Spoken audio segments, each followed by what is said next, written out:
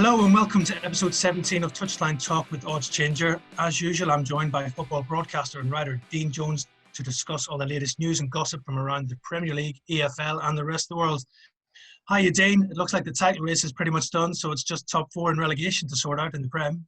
Yeah, totally. Yeah, City just having the time of their lives right now, aren't they? Even when you think they're going to struggle against Wolves, they end up winning 4-1. So, yeah, that's done and dusted now. Look, it is actually a pretty exciting season below them. You know, there's plenty to play for. And if fans were in stadiums, then this would be one of the most exciting seasons we'd ever had in terms of chasing the Champions League spots. But on the flip of that, if we had fans in the stadiums, maybe it wouldn't be so weird up the top of the table. Maybe that's why we're getting this. So, yeah, let's see how it all pans out. But there's some hope for clubs like, West Ham and Everton for a season like they've never had before, really.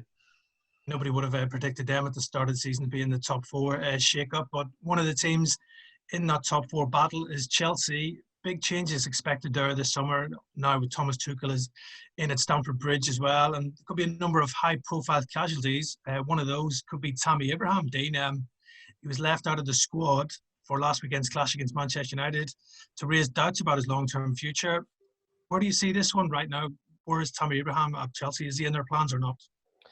I think he's in the plans. I think it's up to him, really, how this can figure out. I think also Tammy has to decide what he wants from his career right now and where he wants it to be heading. I mean, the type of teams that are interested in him, Southampton, West Ham, they're not going to pay him 120 grand a week. Southampton aren't even going to pay him what he's on right now. I mean, their highest earner is Fraser Forster on about 75 grand a week, I think. And when they've been talking to Danny Ings, I don't think he was even going to be getting 120 grand. So West Ham might get around 100 grand, but still, it's not quite the elevation that he would be looking for. So ultimately, what does he want to be? Does he want to be a player that can challenge at Chelsea, try and get games where he can, and be part of a team that has got big ambitions? Or does he want to go to the kind of that tier down? I know that sounds strange right now when you look at the league table because West Ham are right up there with Chelsea, but ultimately it will be viewed as West Ham being a bit of a step down for him.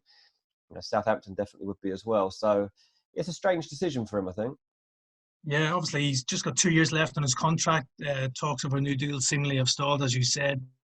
He's looking to be among the higher earners there at the club, the likes of Callum Hudson-Odoi. But I think it's more about the management of Tuchel reading into this. He's shown he's quite ruthless. What he's done with Callum Hudson-Odoi against Southampton as well, bringing him off the bench and then taking him off again in that game. I think he's trying to lay down a marker here, is he, with his players? This is what Tuchel does, though. Like his game management is such that he'll manage a game in 20-minute periods, and I think that's what he did on that day when he took Hudson-Odoi off. He's not worried about upsetting people. He doesn't care what people think of him. And, they call him Tommy Tactics for a reason, because his in-game management is that he will just manage games so well. And I don't think Chelsea have been particularly entertaining since he came in a lot of the time, but they're getting the results. And I think that this season particularly is a time for him to just set his structure, set some stability there, try and get in that top four, and then next season maybe be a bit more expansive. He doesn't care if people are upset, as we saw with him taking Hudson-Odoi off. Also doesn't really hold grudges against him when he does take a decision like that, because then, you'll still be playing the next game potentially. Tammy Abraham is somebody he's got no loyalty to. He'll understand that he's been part of the club for a long time. That he is a good player, but I think he also appreciates he's got enough of an understanding to be like, okay, well, you're not really doing it for me right now, so I'm going to leave you out and let you have a think about this and watch it from the stands, see if you can make yourself a little bit better here. I don't actually think that that's the worst thing in the world. Yeah, he's obviously Chelsea's top scorer this season with 12 goals. But yeah, competition for places could be even more at Chelsea next season if they were to sign Haaland. Obviously, we would expect a better Timo Werner next season after he's had this 1 year in the Premier League under his belt as well. So long-term future, do you think Tammy Abraham, I know you said should be careful what he wishes for, but do you think he'd be better off if he moved somewhere else? It's kind of that Jesse Lingard factor, isn't it? I mean, maybe that's what he's looking at as well. You see somebody like Jesse that is obviously a great player, but maybe wasn't fully appreciated at a big club like United. And maybe Tammy thinks, I've had a taste of it before when I've gone out on loan and what I can do. I could be a main man somewhere. I'm sure he loves Chelsea. But I do think that he's starting to wonder if it's time to go now. I think there's probably a good chance he does go. Yeah, I think so. I think, like you said, he had a very successful season on loan at Villa that time when he helped them win promotion as well, scored lots of goals there. So I think Tammy Abraham, young England international as well, will be looking for regular first team football. So there'll be no shortage of interest in him in the summer if Chelsea do decide to sell him and the player is up for moving as well. Also, Dane, the goalkeeping position is an area of consideration that Thomas Tuchel is still making his mind up on, really. Edward Mendy, we all know, came in the summer to sort of replace the under fire Kepa.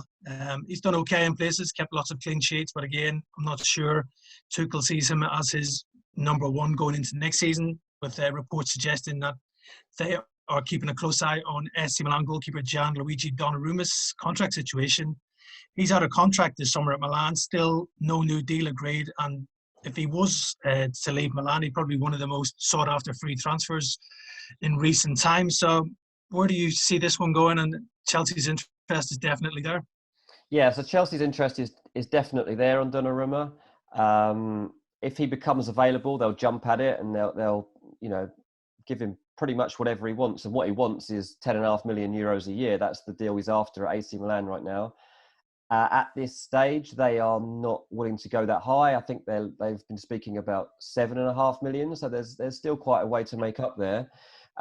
What's making things tricky is that there's no real time to negotiate properly right now because of the hectic schedule. Milan are chasing a Serie A title and they're still in the Europa League. So it is difficult to try and make any progress on the deal. Look, I think ideally Donnarumma would stay at Milan. He loves the club. Big part of it, obviously, since he was a kid, kind of still is a kid. He's only early 20s. But, the fact that we're now in March and his contract is up at the end of the season and there's no sign of a breakthrough is why Chelsea are starting to get a little bit excited here because, like you say, Mendy isn't really considered the long-term number one. They really like him, but they want him to just be competing for the number one shirt. They don't want him to think it's his. They ideally want to find somebody to take Kepa. There's no point having the most expensive goalkeeper in the world on the bench. They want him out. So I think if they can find a spot for him, then that would be ideal. And if they could replace him with Donnarumma on a free transfer, then that's unbelievable for Chelsea.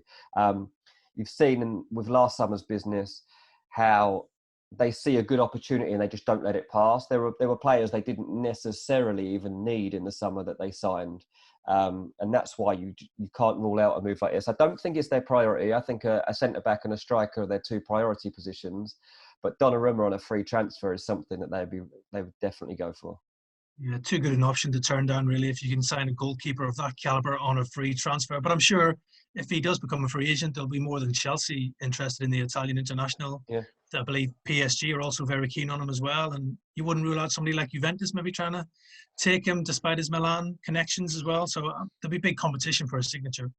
Yeah, maybe. I mean, Szczesny's had a good season at Juve, so I don't know that they would be particularly concerned, but he has been linked with them before. PSG are on the lookout for a new goalkeeper. Hugo Lloris is somebody that it seems like they're going to go after. So I think, yeah, it'll definitely be linked with PSG for sure if he does leave, because it's just an obvious link. Yeah, so it sounds like Mino Raiola could be busy with Chelsea this year. He looks after Donnarumma and also Haaland as well. So maybe a bit of double business for Raiola at Chelsea this year. But if they were to get those two, it'd be two great signings for Chelsea. Would seriously turn them into title contenders next season, you would imagine. Yeah, 100%. Yeah, I mean, it's a massive sum for Chelsea. And that's the other thing to point out, really, is that you saw what Liverpool did a couple of seasons ago when they spent a lot of money in a short period of time on Van Dijk and Alisson and Fabinho. And it was because they saw an opportunity to catch up with Man City in a short space of time. So they put almost 3 years of money into like 1 year and to try and catch up. And look, they caught them quicker than they thought. They ended up leapfrogging them. And Chelsea are trying to do that right now. They see an opportunity to close the gap. They know that other clubs are struggling right now and living in an uncertain time.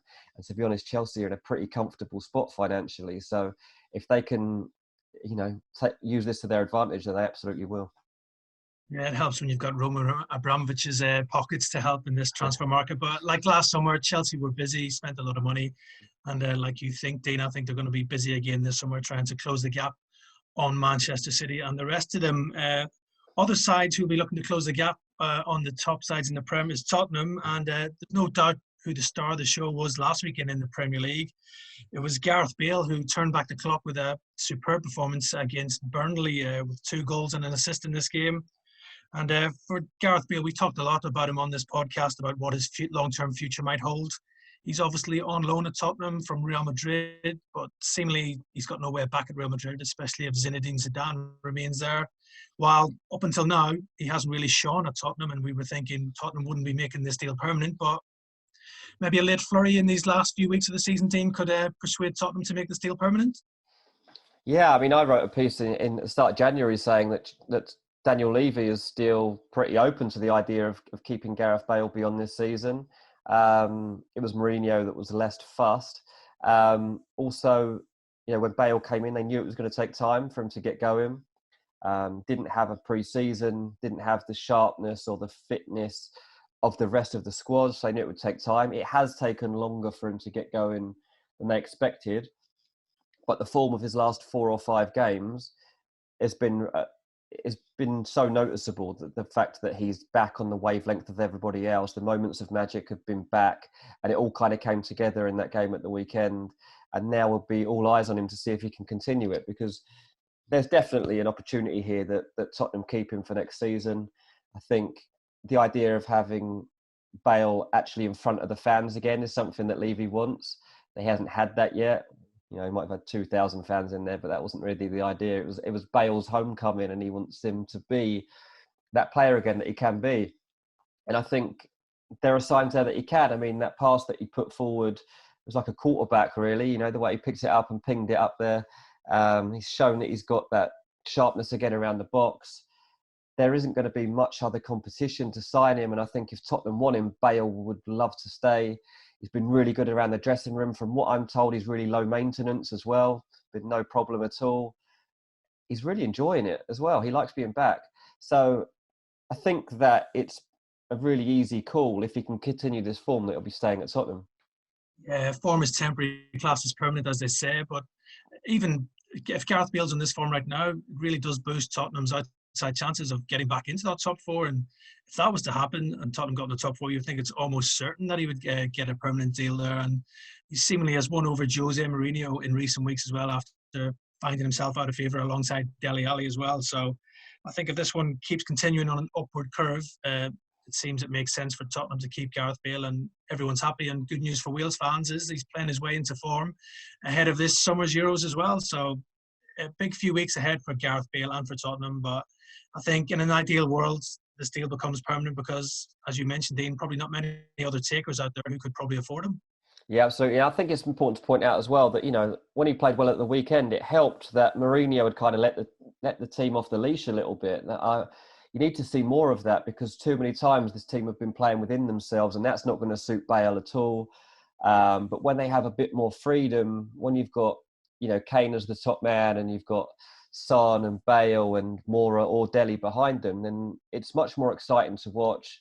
And it's going to suit Bale much better than worrying about what he's got to do defensively. So let's hope that this is a sign from Mourinho that he is going to be a bit more expansive in the rest of the season, because I think that will also help Tottenham secure him for next year. Yeah, he's got nothing to lose now, Mourinho. It's time to take the shackles off, let those star players do what they do, and Tottenham really need to be back in contesting those top 4 places, and maybe try and go deep in the Europa League as well and try and win that trophy for the fans. And also the League Cup final coming up against Manchester City, they will need an on-fire Gareth Bale if they are to win that game as well. But turning our attention to Bale's former club, Southampton, right now, they find themselves in a relegation fight after a shocking slump in form. You wouldn't have thought this a few months ago, Dean. The Saints were top of the table in November, but since then they've picked up just 3 wins from their following 17 games to leave them nervously looking over their shoulders. Monday's defeat to Everton was their 8th from their last 9, and they now find themselves just 7 points above the drop zone. What has gone wrong with Southampton? It's a real strange one.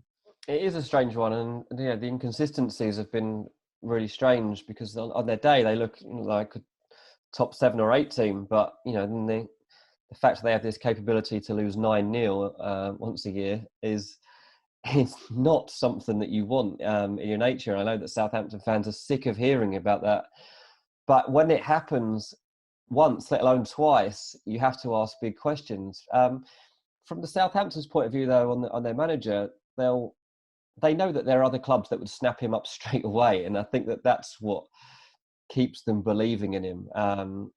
You saw when they beat Liverpool, the emotion that came out of him, and he knows what he's capable of, and that was a day when everything spilled over, and it meant a lot to him. And I think he's as frustrated as anybody that they haven't been able to show what they're really capable of. And I think that they kind of just need to ride this season out now, to be honest. I don't think they will go down, because there are definitely 3 worse teams than them, probably 5 or 6 teams worse than them, to be honest with you. I mean, Crystal Palace are above them in the league table right now, but I think Southampton are still a better team than Crystal Palace. So I think they'll be fine. They'll pick up enough points over the next 12 games to stay up. And then they really need to have a reset in the summer and kind of forget about this season and kind of remember what they really stand for, sort out the situation with Danny Ings and see what's going to happen there. And just try and cement themselves back in that top half of the table, because this hasn't really been a very Southampton-like season. No, it's, as I said, it's been very strange down there on the south coast at St Mary's. But do you think Hasenhüttl probably should get a bit more flack than he actually gets? I know you said that if he was to leave, there'd be other big clubs after him, but 2-0, 9-0 defeats in 2 seasons, this terrible run of form as well. I think if it was any other manager or another club, they'd be probably calling for his head. But it seems Hasenhüttl's escaped all that. I think it's because the fans that realise that what they've got is deep down a good coach, and I think that they are hard to find. There are definitely fan bases that would have turned by now, but I think that when you're at a club like Southampton, they're realistic about where they should be. They're realistic about what their ceiling is, and they know that changing manager isn't necessarily going to be a good thing. There's nothing to say that things are going to turn around just because they get rid of the boss, and that's what I believe is behind all this. And I think that it will help them, adjust. If they can come through this spell, then he'll get things right again. I actually do believe him as a coach. I think he's really good, and I think that the people above him do at the club as well. I think they believe in his philosophy. So I think he's safe, to be honest with you. Yeah, a lot of faith in Hasenhüttl, obviously, but it'll be a big summer ahead for Southampton. If they do stay up, they need to get their recruitment right. They've obviously been hit by injuries this season, but I think it's shown the lack of depth in their squad. They've struggled with injuries to their fullbacks, and also now Romeo's out for the rest of the season. He's a big miss as well. So Hasenhüttl will be, I think, demanding money there to strengthen that squad in the summer, and it'll just be interesting to see if he gets that. And keeping Danny Ings will be vital as well. Yeah, totally. You're right. Yeah, it'll be interesting to see what they do in the market. I mean, obviously they when they got Minamino in, it's obviously made a difference. That kind of star quality player in attack, and I think that was a good signing, and it's given a few of the players a bit of a lift. So I think that's probably just a sign that the quality of the squad just needs adding to. Two players of kind of that Minamino standard on permanent deals would really, really help. Yeah, I'm expecting a big improvement from Southampton. And like you, Dean, I think there are worse teams than them in the league. So I'd expect them to escape relegation this season. One side that was tipped for relegation this season before a ball was kicked was Leeds United, following their promotion from the Championship. But they look safe right now and looking up the table rather than down the table. And much of that is probably down to the impact of Marcelo Bielsa. He's done an unbelievable job at Leeds since he's gone in there. And more good news for Leeds fans is it seems he could be close to agreeing to stay on at Leeds next season. And I think that would be massive news for the club if he was to stay, because I think he's such an important key cog in what Leeds do right now. All the players have bought into him as well, and the Leeds fans worship him right now. How impressed have you been with Bielsa, and how important is he to the future of Leeds? Yeah, I've been really impressed. I was one of those that had serious doubts about whether this style of football could work in the Premier League. I thought they would be going down, and they've proved me wrong. Even when they've had blips and I've been like, oh, here we go, they seem to put it behind them quite quickly, and they tend to fix it.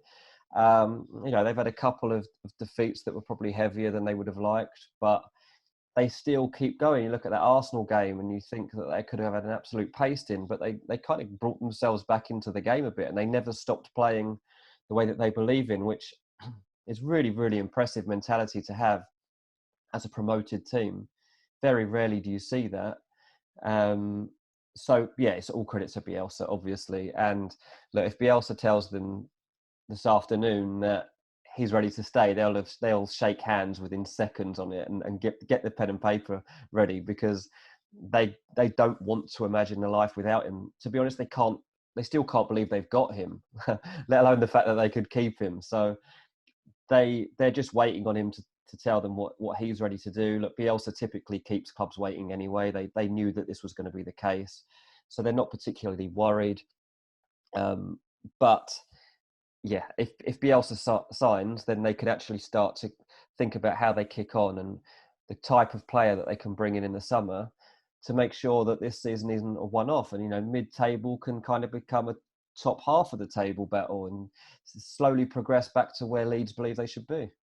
Yeah, they've got big ambitions there at Leeds, obviously with investment from the owners of the 49ers in America as well. Yeah. So I think a big decision on Bielsa's future will be he'll be looking money to spend in the summer to improve this squad. They've obviously made some good signings, the likes of Rafinha in the summer, but I'm sure they'll have big transfer plans for this next transfer window coming up in the summer as well. The likes of Adama Traore's being linked. So to get somebody like him in through the door would cost a lot, but I think Bielsa deserves that backing right now from the Leeds owners. Yeah, 100%. I mean, Adama is somebody that they've had their eye on for since the start of the season, pretty much, maybe even before. And that's part of this new investment is definitely they have in mind that would be going towards a deal for him. So we'll see whether that can come off. Rafinha's obviously been an unbelievable signing. And they just want to make sure that what's happening now is just the beginning. And I think what we'll probably see is that, sadly for these players who brought them up for the Championship, is they'll start to be phased out now, because while they've been doing a good job, a lot of them, some of them starting to find themselves on the bench. And he's just got to that transition time now where you can't just remain loyal to these players anymore. You have to keep pushing and pushing, because otherwise you've just become sucked back in. You look at Sheffield United and what happened there last season, right up there in the league table, knocking on the door of European places at one point, and now they find themselves rock bottom and with absolutely no hope. And obviously they've had problems with injuries, but ultimately they probably didn't invest heavily enough in the areas that matter either, and they've struggled for goals. So that's kind of a warning sign, I think, for Leeds. You can't rest on your laurels. You have to keep pushing, and I think they will, to be honest. Yeah, I can't see a second season syndrome hitting Leeds United the way things are going right now. I don't think Bielsa would tolerate that. He's got big plans and he'll be hoping to implement them at Leeds United. But as a neutral, I think it has to be fair to say, very impressive and a great to watch Leeds as well. They're always scoring goals, conceding goals. So I think they've been a great addition to the Premier League as well. So look forward to see what they do again next season in the Prem. But yeah, that's us for another week on Touchline Talk. We'll be back next week for more insight, and thanks for joining us.